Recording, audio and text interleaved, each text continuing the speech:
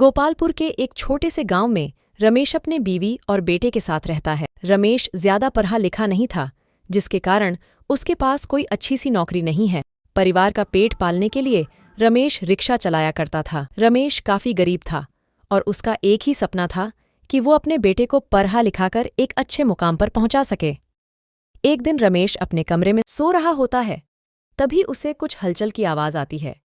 उसकी नींद खुल जाती है और वह देखता है कि उसका बेटा सोहन उसके पैंट की जेब में कुछ रुर रहा होता है।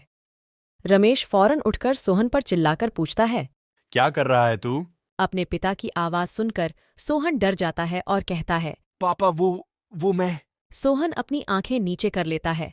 तू चोरी कर रहा था? तेरी ऐसी कौन सी इच्छा है जो मैं पूरी नहीं कर पाया?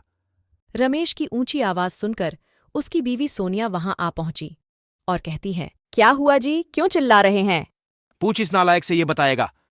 क्या हुआ सोहन, और तू रो क्यों रहा है? देखा, मुंह नहीं खुल रहा है, इसका रंगे हाथों पकड़ा गया है ना। सोहन वहां से चला जाता है। उसे रोकने के लिए उसकी माँ उसे आवाज लगाती है, पर सोहन नहीं रुकता। सोहन घर से निकल जाता है और चलते चलते सोच रहा होता, क्या करूं? आखिर कहां से 500 रुपये का इंतजाम करूं? मेरे पास वक्त भी तो कम है। अगर आज शाम 5 बजे तक पैसे नहीं मिले तो सब बेकार हो जाएगा। सोहन, तू यहाँ क्या कर रहा? वैसे ही भाई, परेशान हूं मैं। भाई के होते हुए परेशान क्या बात है? बता, क्या बताने से परेशानी दूर कर देगा? दूर तो नहीं कर पाऊंगा, पर दूर करने का रास्ता बता सकता हूं। अच्छा देख, एक तरीका तो है, पर तू कर नहीं पाएगा।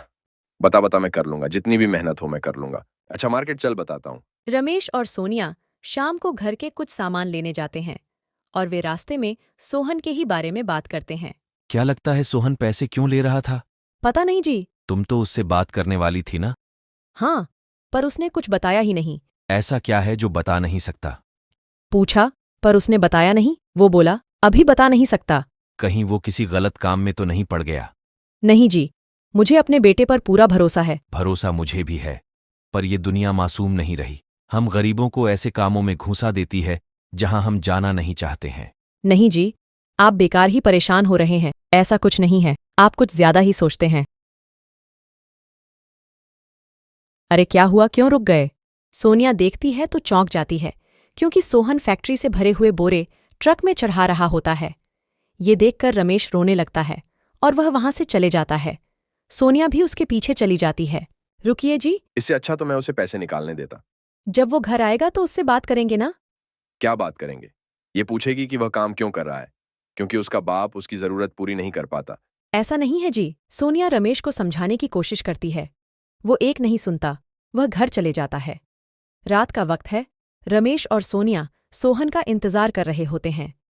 ये लड़का अभी तक आया क्यों नहीं? आता ही होगा, अभी परेशान न हो। अरे कैसे परेशान ना हो। वो ये सब बातें कर रहे होते हैं, तभी सोहन वहां आ जाता है और जोर से कहता है, हैप्पी बर्थडे मॉम और पापा।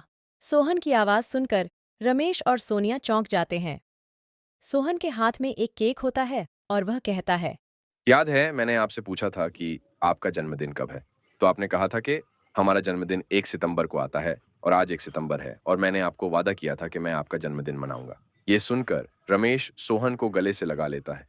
तू हमारे लिए यह सब कर रहा था और मैं न जाने तुम्हारे बारे में क्या सोच रहा था। सब एक दूसरे से माफी मांगते हैं और अब उसका पूरा परिवार मिलकर केक काटता है और खूब मस्ती करता है। इस कहानी का उपदेश ये है कि हर बार बच्चे ही गलत नहीं होते।